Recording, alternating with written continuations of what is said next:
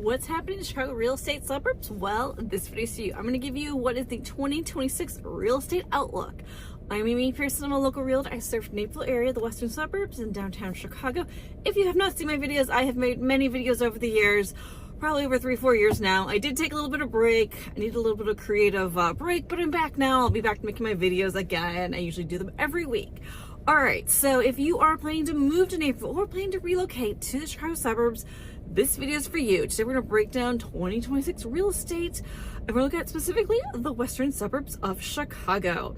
We're going to look at market trends, inventory, and what buyers and sellers need to know in this market.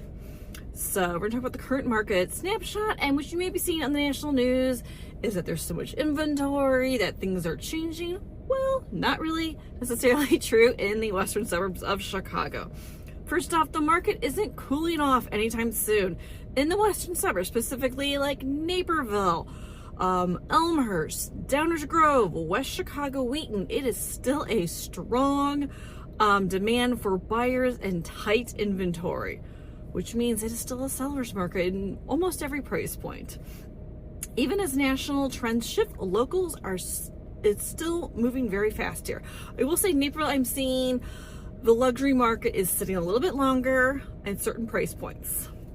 What I'm seeing right now is a low supply. We have a very low supply of inventory, so houses that are priced right are moving. So the month's inventory, which is around 1 to 3 months in some areas, I'd say most areas in the suburbs, in western suburbs, are around 1 month-ish, which means if no new homes were added to the market, it would take about 1 month for all the homes to sell.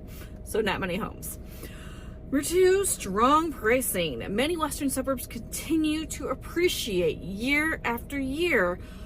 One of the many reasons is the location to Chicago, ease of transportation to get to Chicago for that return to work. Many people, yes, are having to go back to the office 3 to 4 days in downtown Chicago, so the train is so easy to get to Chicago.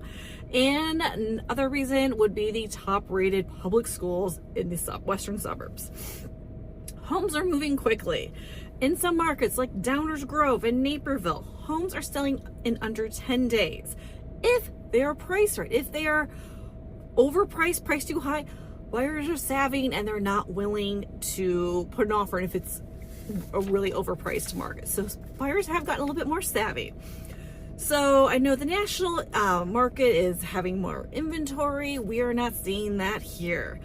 Another thing we're seeing with the mortgage rates are starting to come down, which is exciting, and that will be affecting affordability for the homeowners, which means the homeowners will have more buying power with the interest rates coming down, which is great.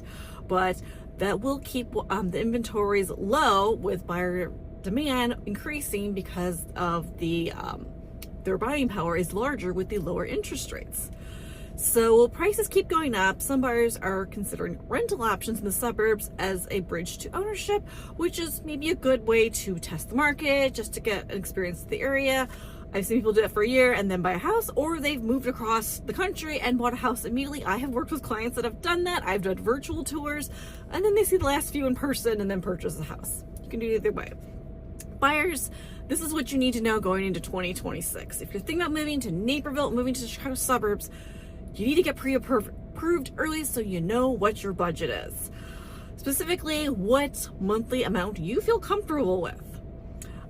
Be ready to move quickly when you see the right home hit the market. I was with a client and it hit the market and we were ready to move it instantly because they were pre-approved and ready.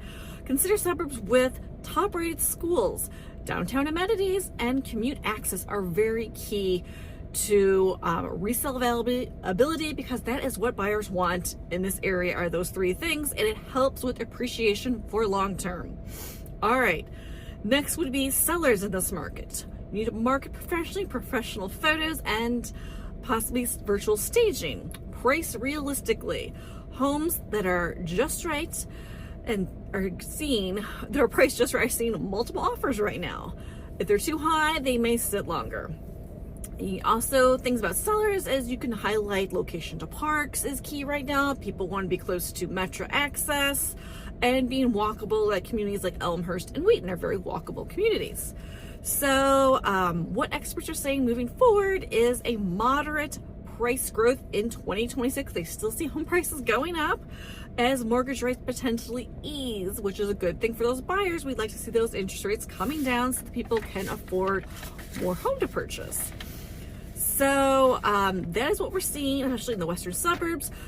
And for investors who are thinking long term, it still paints a positive picture for ROI for the next 5 to 10 years, according to experts. So if you're thinking about buying or selling in the Chicago western suburbs, feel free to reach out. I love to help you. I've helped people just like you buy and sell in the Chicago suburbs. Information below. Stick around for my next video. I think you'll like it.